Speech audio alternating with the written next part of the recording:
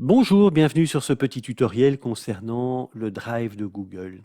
Alors, qu'est-ce que le Drive de Google? Eh bien, le Drive de Google, c'est un disque virtuel. Alors, virtuel dans le sens où il ne se trouve pas sur votre machine. Il est bien clair que ce disque se trouve dans les locaux de l'entreprise Google. Et pour peu que vous disposiez d'un compte Google, eh bien, Google vous alloue gratuitement un espace de 15 gigaoctets sur lequel vous allez pouvoir archiver vos documents qui se trouvent sur vos machines, en tout ou en partie. 15 gigaoctets, c'est déjà pas mal quand même comme espace, mais vous pouvez upgrader, ça on verra ensemble comment on fait tout à l'heure. Alors pourquoi Google Drive? Alors pourquoi Google Drive? Eh bien, tout d'abord parce que vous allez créer, importer, modifier des fichiers et les sauver dans le format de votre choix. Ça, c'est absolument magnifique. Ça veut dire que à tout moment, vous allez, à partir du Drive, pouvoir créer des documents texte, des feuilles de calcul, mais également des présentations type PowerPoint et les sauver dans le format de votre choix. Alors, pas tous les formats qui existent, mais tous les formats, je dirais, les plus courants, vous allez pouvoir les sauver sous ce format-là. C'est extrêmement pratique. Dans le sens inverse, ça marche aussi.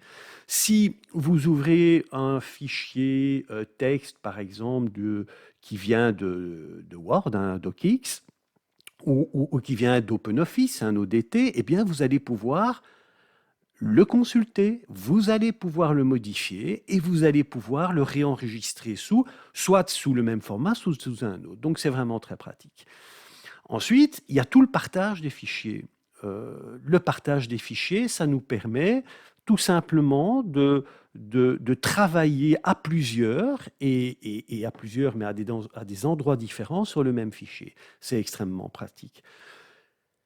Le dernier point très intéressant, c'est la synchronisation, c'est-à-dire que vous pouvez demander à Google d'automatiser la mise à jour de l'archive correspondante sur le Drive. Alors ça, c'est super.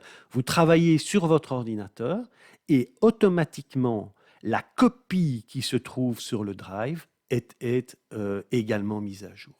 Bien, alors on va commencer par quoi? On va commencer par appréhender l'interface. Pour accéder au Drive, vous devez d'abord vous connecter à votre compte Google. Ensuite, vous utilisez le petit menu qui se trouve juste à gauche de l'icône et vous avez accès à l'ensemble des produits Google. Alors, vous repérez le Drive. Alors attention parce que les icônes peuvent être dans un ordre différent. Vous pouvez les réorganiser comme vous le désirez. Donc, je double-clique sur le Drive et apparaît l'interface du Drive. Alors cette interface ressemble comme deux gouttes d'eau à un gestionnaire de fichiers si vous utilisez un PC, à un Finder si vous utilisez un Mac. Donc à gauche, vous avez quoi? Vous avez tout simplement la gestion de vos fichiers et de vos dossiers au niveau de votre Drive. Ici, l'icône ordinateur apparaît. Pourquoi? Parce que j'ai synchronisé, j'ai téléchargé ce petit logiciel dont je parlerai à la fin du tuto, télécharger Drive pour PC, que j'ai installé. Et donc, c'est la raison pour laquelle l'icône de mon ordinateur apparaît. Et c'est à ce niveau-là que je vais retrouver l'ensemble des dossiers que j'ai synchronisés avec mon Drive. Ensuite, les fichiers partagés avec avec des collègues de travail. Ensuite, les fichiers récents, donc tous les fichiers que j'ai utilisés récemment. Le suivi, alors faites quand même attention à ça, je vais vous le montrer. Si vous prenez, voilà, par exemple, je dis ajouter aux favoris, vous avez une petite étoile qui apparaît et le fichier va apparaître côté du suivi. N'allez pas supprimer ce fichier au niveau, dans le dossier suivi, n'allez pas supprimer ce fichier parce que vous allez le supprimer à l'endroit où il se trouve. Donc, si vous voulez faire disparaître ce fichier de votre dossier suivi, vous retournez c'est pas celui-là que j'avais utilisé, c'est pas celui-là, je vais le reprendre, c'est les adresses absolues. Donc ça doit être ça, voilà. Je fais clic droit et je dis tout simplement supprimer des favoris. OK. Ensuite, ben, vous avez quoi? Vous avez une corbeille qui est tout ce qu'il y a de plus classique, hein. La corbeille, si vous cliquez dessus, vous pouvez la vider. Vous pouvez la vider et vous avez une demande de confirmation. Très bien, je ne vais pas la vider pour ma part. Alors, je vous ai parlé de l'espace de stockage. Vous voyez ici que j'utilise 121 mégaoctets sur les 15 gigaoctets qui me sont alloués. Et vous pouvez upgrader ça. Vous pouvez l'upgrader à 100 gigas, 200 gigas, à 2 Tera, évidemment contre paiement à Google. Alors, je vais refermer ça parce que ça ne nous concerne pas maintenant. En ce qui concerne les fichiers, je vais reprendre un fichier, voilà, au hasard, celui-ci. Vous voyez que lorsque vous cliquez sur un fichier, quel qu'il soit, eh bien, apparaît des icônes de obtenir le lien du fichier, ce qui vous permet éventuellement de le communiquer à diverses personnes. Vous pouvez à partir de là partager le fichier, mais enfin, si vous faites clic droit, vous pouvez aussi partager le fichier hein, et obtenir le lien. Hein. Donc, ce sont des raccourcis. Vous avez un aperçu de votre fichier, vous pouvez le supprimer et vous pouvez le déplacer, le renommer. Enfin, rien de très intéressant pour nous maintenant. Vous avez aussi, ça c'est pas mal, de l'information. Si vous cliquez dessus, vous avez l'information complète sur votre fichier, c'est-à-dire les détails du fichier, son emplacement, son propriétaire, etc. Mais vous avez aussi toute l'activité par date, toutes les activités par date que vous avez fait sur ce fichier. OK ? Voilà. Alors, cette petite interface comporte aussi un petit bouton extrêmement intéressant qui est le bouton Nouveau. Et ce bouton Nouveau va vous permettre d'ajouter un dossier, d'importer un fichier, d'importer un dossier complet. Lorsque vous importez un dossier, ça ne veut pas dire obligatoirement qu'il sera synchronisé. Importer un dossier ou un fichier, ça veut dire que vous faites une copie de votre disque dur ou de votre PC, de votre ordinateur, vers votre drive. Mais vous n'avez pas, à ce stade-là, demandé de synchronisation. D'accord ? Et puis, vous pouvez créer toute une série de fichiers comme vous le désirez. Bref. Donc, voilà pour l'aperçu rapide de cette petite interface. Maintenant, nous allons nous pencher sur quelque chose de particulièrement important. Et cette chose, c'est quoi? C'est créer, importer, modifier des fichiers que l'on va pouvoir sauver selon le format de notre choix.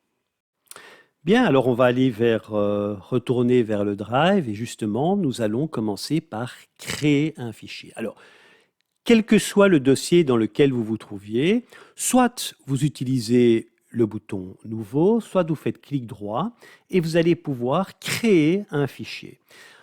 Quel que soit le type, doc, sheet, slide, etc. On va commencer par faire un doc pour vous montrer l'intérêt que ça a de travailler à partir du Drive. Effectivement, il arrive quand même fréquemment de ne pas avoir son ordinateur dans sa poche et donc, à partir du moment où vous êtes obligé de créer un document, quelle que soit la machine que vous allez rencontrer, vous allez pouvoir utiliser votre Drive. Il faudra évidemment une connexion Internet.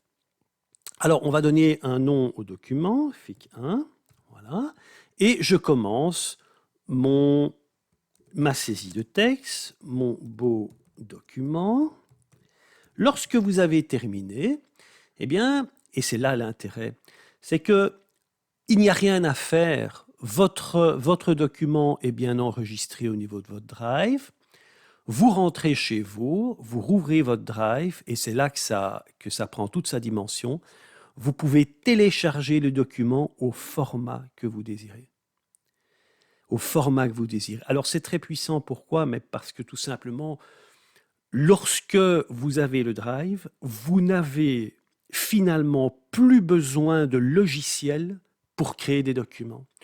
Où que vous vous trouviez, je dis bien où que vous vous trouviez, pour peu que vous ayez un ordinateur avec une connexion Internet, vous pouvez créer des documents Google Docs ou Google Sheets ou Google ce que vous voulez, et ensuite les télécharger chez vous au format que vous désirez. Et donc, ben voilà, je le répète, vous faites votre document, vous terminez, donc vous avez terminé, vous rentrez chez vous, vous ouvrez votre Drive, vous rouvrez votre document et vous le téléchargez au format que vous voulez. Alors, comme on est sur Docs, je ne résiste pas à vous montrer ce petit outil qui est la saisie vocale et qui fonctionne vraiment bien. Alors, on va démarrer ça. Lorsque je cliquerai sur le micro, eh bien, la saisie vocale commencera. Et voilà, une petite démonstration de la saisie vocale de Google Docs. Mais vous constatez que tout est parfait. Alors, attendons bien, hein, il faut un petit peu contrôler ce que fait Google Docs, mais ça marche vraiment très très bien. Donc ça, c'est la saisie vocale à partir de Google Docs. Autre chose, ça c'est créer un document. Évidemment, si vous créez une feuille de calcul, c'est exactement la même logique. Vous pouvez télécharger au format Excel, ODS, ODS c'est OpenOffice, PDF, etc. Donc, quel que soit le type de document que vous allez créer, vous allez pouvoir télécharger en Maintenant, on va s'occuper de modifier un document. Alors, je ne résiste pas à vous montrer la chose suivante qui peut être vraiment intéressante. Je refais clic droit et cette fois-ci, je vais importer. Je ne vais pas créer un nouveau fichier, je vais importer un fichier. Et je vais importer un fichier un peu particulier puisque je vais importer un fichier PDF.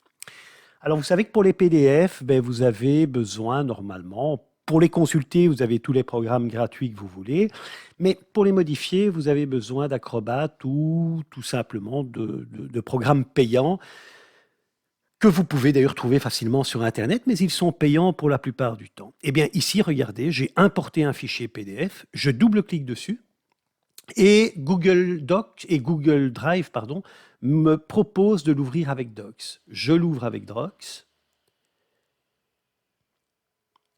Et maintenant, je vais pouvoir non seulement modifier mon fichier, coucou, vous voyez, je peux le modifier, je vais même le modifier en gras et en rouge.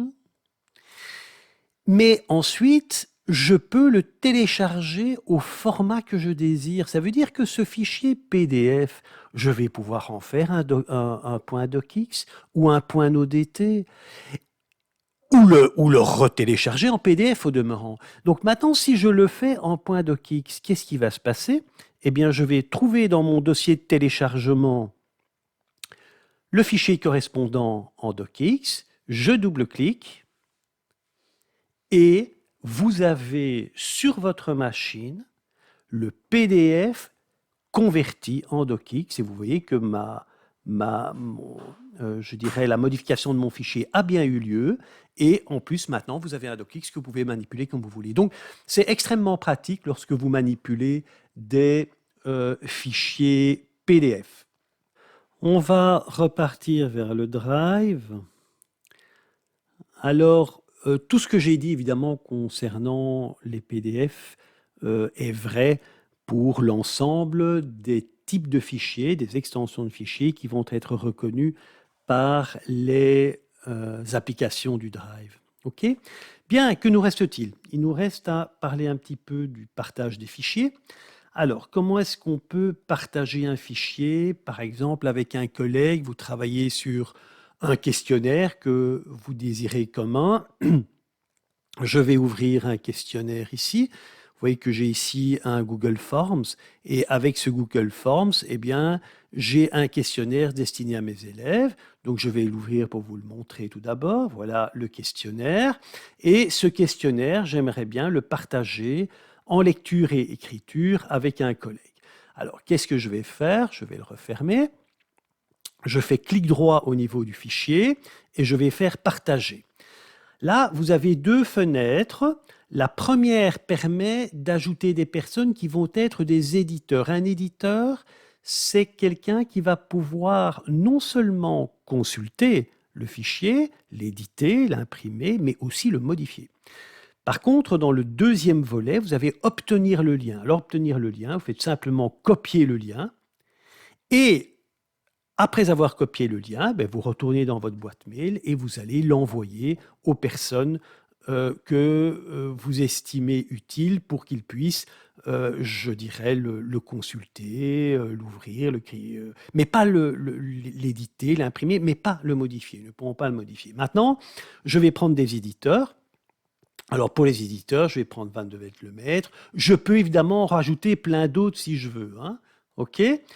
On va n'en faire qu'un seul, on va avoir un seul éditeur supplémentaire, je fais envoyer, et donc à cette adresse mail, que je vais aller chercher tout de suite, à cette adresse mail, qu'est-ce que je vais voir apparaître? Je vais avoir apparaître un message m'indiquant que je peux aller modifier, partage avec droit de modification, vous voyez ici, hein, partage avec droit de modification, que je peux modifier un fichier, les objets 2. Eh bien, j'y vais, je l'ouvre dans Form, et je vais effectivement être actif, et je vais rajouter une petite question, histoire de faire quelque chose. Voilà, je rajoute une question, et je dis ma belle question. Voilà. Et ma belle question, je vais enlever un petit peu cette... voilà. Et ici, je ne change rien. Voilà, comme ça. Je laisse tout comme ça. On va voir que ma belle question apparaît dans le fichier définitif. Je referme mon apport au travail commun. Je vais revenir dans ma boîte mail, entre guillemets, professionnelle. Je vais sur mon drive et j'ouvre le fichier. Vous voyez qu'ici, une petite icône est apparue qui indique que ce fichier est en partage. Je l'ouvre et on va voir tout simplement que j'ai effectivement ma belle question qui est ici. OK? Alors, je peux évidemment la supprimer de mon côté. Je peux évidemment la supprimer. Et je vais aussi supprimer la précédente parce que c'était un petit essai que j'avais fait précédemment. Et voilà, mon fichier est redevenu tel qu'il était à l'origine. Et donc là, vous avez simplement partagé des fichiers. Alors si vous voulez supprimer le partage, c'est simple. Vous refaites partager et il suffit de supprimer le ou les éditeurs que vous avez invités à travailler sur ce texte. Voilà. Donc j'enregistre. Et si je reviens du côté du drive, vous voyez que la petite icône a disparu. Très bien. Que nous reste-t-il maintenant? Je vais dire quelques mots sur synchroniser mon ordinateur avec le drive. Pour ce faire, revenons vers le drive et vous avez en haut à droite la roue crantée qui va vous donner un petit menu de paramètres. Et dans ce menu paramètres, vous pouvez télécharger Drive pour PC. Lorsque vous téléchargez l'application, vous l'installez et vous allez voir apparaître en bas à droite un petit nuage. Et ce petit nuage, évidemment, matérialise votre cloud. Alors bon, moi, c'est au moment de l'installation, on vous propose déjà évidemment de partager des fichiers, enfin de synchroniser pardon, des fichiers. Alors moi, ici, je vais partir de mon petit nuage et je vais aller chercher le menu qui se trouve à droite. Et dans ce menu, je trouve Préférences. Et dans Préférences, je vais pouvoir cibler les dossiers que je désire synchroniser entre le cloud Google et mon ordinateur, le disque dur de mon ordinateur. Alors vous voyez bien que moi, je n'ai rien coché. Et pour vous, je vais sélectionner un dossier. Et je vais sélectionner un dossier, par exemple ZZ-Test. Voilà. Alors, il n'y a rien dans mon dossier ZZ-Test, puisque c'était le dossier que je prévois pour la démonstration. Et je vais d'abord faire OK, sélectionner le dossier. Vous voyez que maintenant, ZZ-Test est effectivement synchronisé avec mon Google Drive. On va aller tout de suite s'en rendre compte ici. Je clique sur ordinateur, mon ordinateur portable. Et qu'est-ce que vous voyez? Vous voyez que vous avez un dossier ZZ-Test. Alors, je vais, côté de mon PC, je vais peut-être aller rajouter quelque chose dans Z. Vous voyez que côté de mon PC, lorsque vous avez synchronisé un dossier, il y a un petit V vert qui apparaît. Et je vais tout simplement créer un bête docx. Hein. Voilà, je mets test comme ça. Ok, je l'ouvre et je fais coucou. Je fais coucou comme ceci. Je sauve. Je ferme mon Word. Je retourne du côté de mon Drive. J'ouvre mon fichier. Qu'est-ce que vous voyez? J'ouvre mon dossier, pardon. Et vous voyez que mon fichier est bien apparu. Je n'ai rien fait du côté du Drive, mais c'est parce que mon dossier ZZ-Test est synchronisé avec mon Drive que, effectivement, maintenant, du côté de mon Drive, j'ai mon fichier. Si j'ouvre mon fichier côté Drive avec Google Docs, qu'est-ce qui va se passer? Ben, coucou apparaît. Coucou à tous. Voilà. Je vais, coucou à tous, je ne fais rien, je ne télécharge rien, je n'ai pas besoin de télécharger. Vous voyez qu'ici est apparue l'icône du cloud pour dire que votre fichier est synchronisé avec votre disque dur, dans ce cas-ci, dans l'autre sens, c'est vers votre disque dur. Je ferme mon docs, je ferme mon drive, bref, je ferme tout. Je retourne du côté de mon dossier ZZ-Test, je rouvre Docs de mon côté et vous voyez que effectivement la synchronisation a lieu. Alors c'est extrêmement puissant évidemment parce que ça veut dire quoi? Mais ça veut dire que vous allez pouvoir travailler où que vous soyez. Je rouvre mon Drive, j'ouvre mon Drive, je vais reprendre mon dossier partagé et j'ouvre mon fichier. Ça veut dire que vous êtes à l'école, vous travaillez sur votre fichier dans le Drive, vous rentrez chez vous, ben forcément, tout était actualisé au niveau de votre propre ordinateur. Donc, c'est vraiment extrêmement précieux et puissant. Je ne l'utilise pas personnellement. Pourquoi? Mais tout simplement parce que j'ai un cloud par ailleurs. Avec mon site web, j'ai un espace disque sur un serveur et donc je ne vais pas en avoir 36 non plus des clouds. Et voilà. Alors, je pense qu'on est arrivé au bout de cette petite initiation et de cette petite description de ce qu'est le Drive.